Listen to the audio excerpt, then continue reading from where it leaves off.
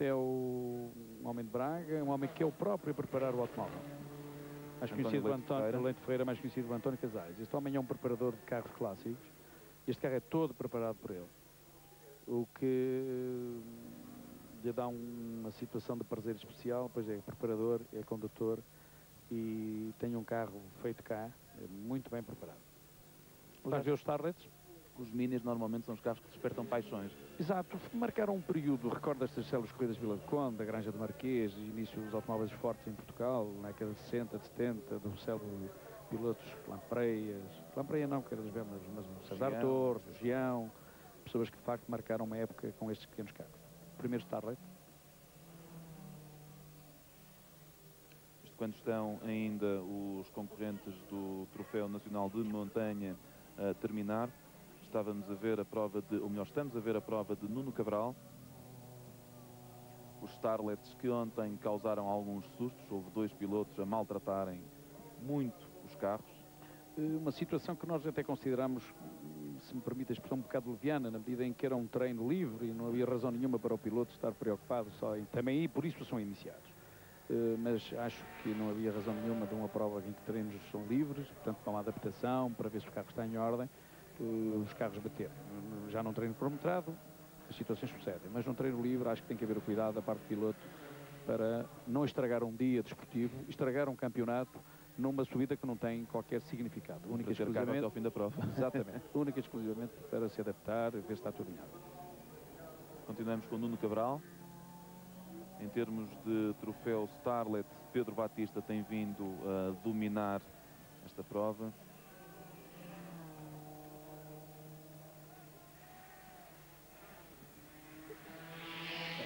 A subida dos clássicos estão já praticamente no fim. Tivemos aqui tivemos certamente uma situação de aperto para o piloto, a entrar na verme e a terminar a escassos centímetros do rail. Carlos Oliveira a partir.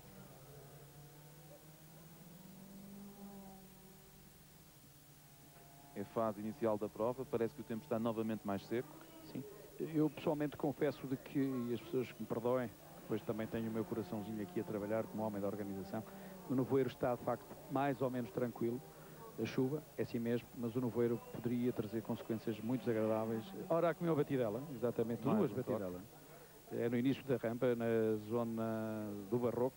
Foi Carlos Oliveira que de facto fez uma atravessadela. E reparem o público, que disciplinado no sítio, a vibrar com a banca. Que delira com estas coisas.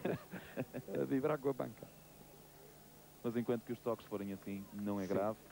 E agora sim, temos connosco a classificação do Troféu Nacional de Montanha e não há dúvida, Ferreira da Silva dominou. Ele subiu em 5 minutos 16,658. António Barros, o segundo classificado, rodou nos 5 minutos e 41 e depois o terceiro classificado, Pedro Dias da Silva, em 5 minutos e 43. Vamos poder ver o que se passou com o concorrente número 19 do Troféu Starlet. Carlos Oliveira, possivelmente, ou melhor, a traseira do carro fugiu e depois não conseguiu evitar o toque.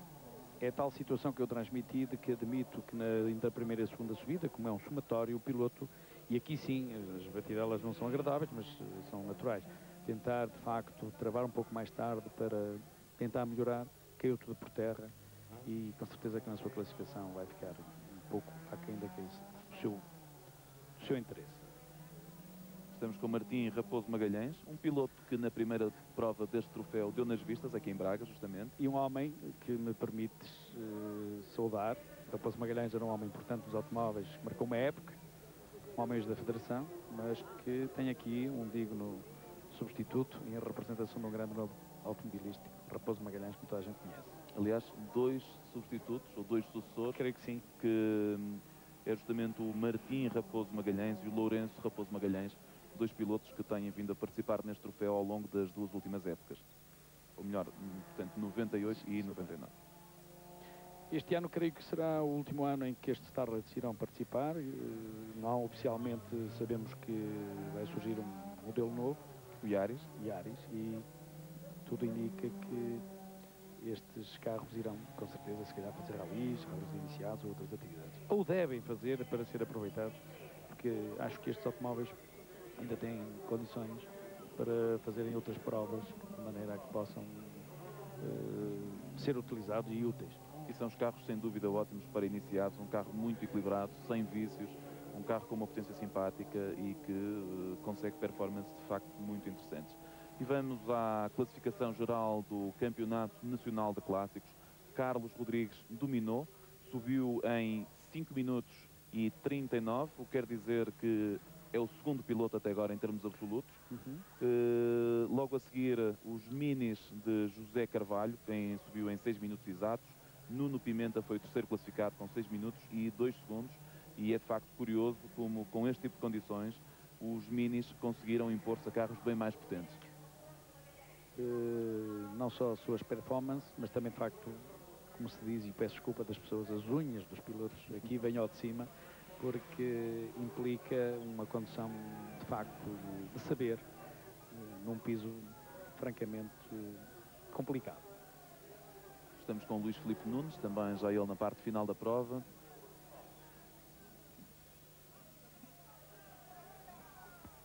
O nevoeiro parece que fechou mais um pouco.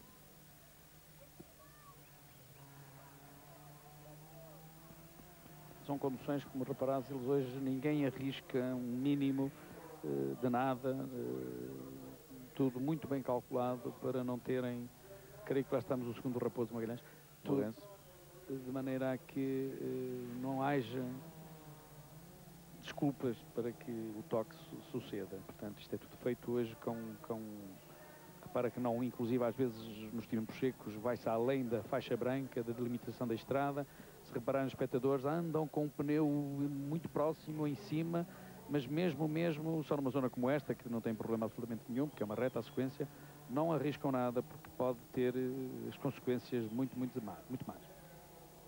Em suma, podem pôr a secção de peças da Salvador Caetano a faturar um pouquinho mais. E isso nos orçamentos que ultimamente andam sempre reduzidos, pode às vezes suceder um determinado campeonato.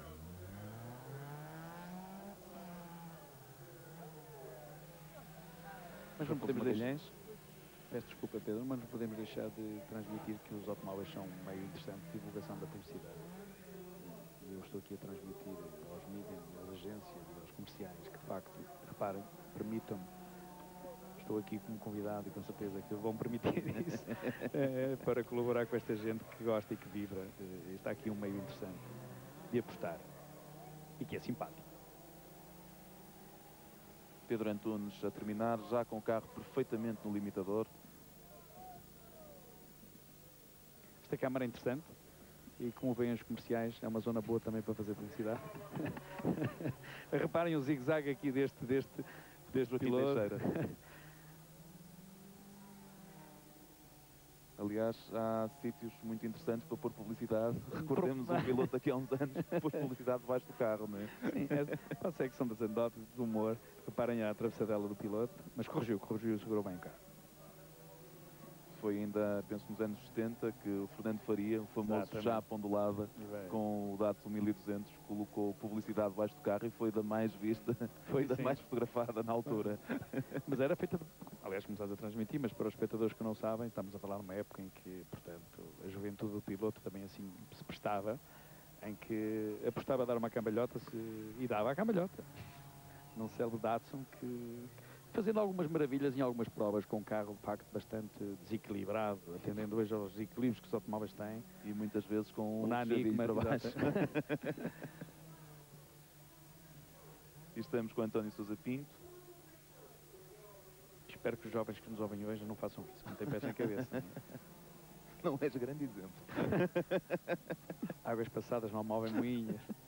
Bem, estávamos a ver a prova de Pedro Borges.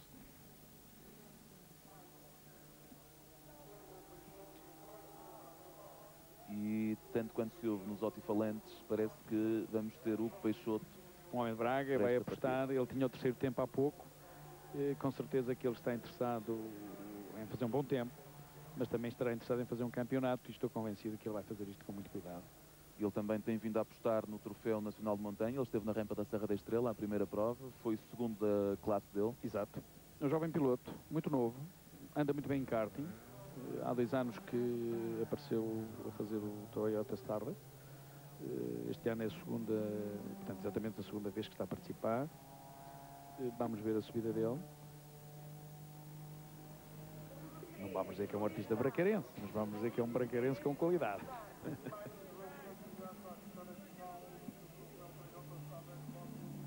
Continuamos com o Peixoto.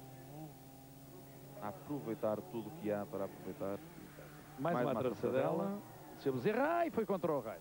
E espero que suba, que exatamente. Foi mesmo na parte final. Muito azar do piloto. Ricardo Exatamente na última curva da rampa. Estragou a rampa, a nível de tempos, reparem, e a machucou bastante o automóvel. Ricardo Bezerra é um piloto normalmente muito bem disposto. Exatamente na última curva, reparem, atravessa-se completamente. Um pouquinho mais de sorte. A chicotada do automóvel não deu para ele. Era possível ter travado. E se calhar um bocadinho mais de aceleração também. Mas estava travado. Se travasse. É sempre aquela É uma opção difícil de fazer verdade. à altura. Aqui funciona, de facto, capacidade, traquejo, um série de fatores que a experiência também permite isso, não é? O tempo, por isso é que é iniciado, Agora vemos o Hugo, continua, já está na parte, já fez 60% da prova. Novamente a batida. Ricardo Bezerra. Se travasse, estou convencido que não teria uma pancada tão forte. Mas isto, peço desculpa, é a minha opinião. E é Mário Rui, piloto que tem vindo a colecionar segundos lugares ao longo da Como bem, esta câmara é ótima.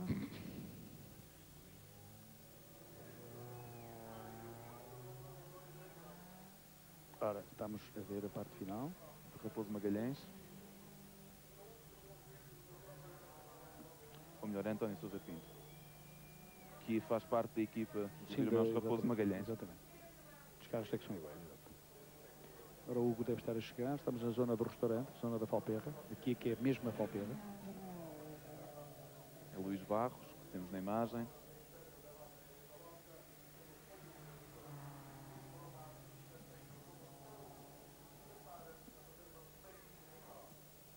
Creio que a chuva parou. E temos Pedro Batista já na partida, o piloto que foi um sério candidato ao título até o final da época passada e este ano, pelos vistos, está a afirmar também já como candidato ao título novamente, pois venceu a última prova na OTA e aqui cilindrou positivamente a classificação, dominou sem dúvida os adversários.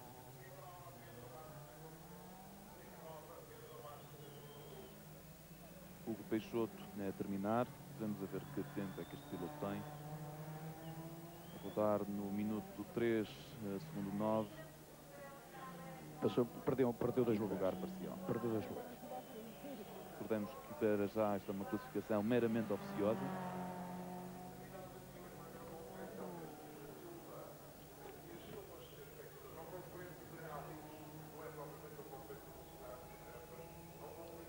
É agora a zona pronto, continua molhado, mas sabe que já não chove. Os pilotos, portanto, circo. E o nevoeiro também, se calhar o nosso apelo desapareceu. Esta é a parte final da rampa, muito próximo do Sameiro, junto à estátua do Papa. E está exatamente nos últimos 300 metros.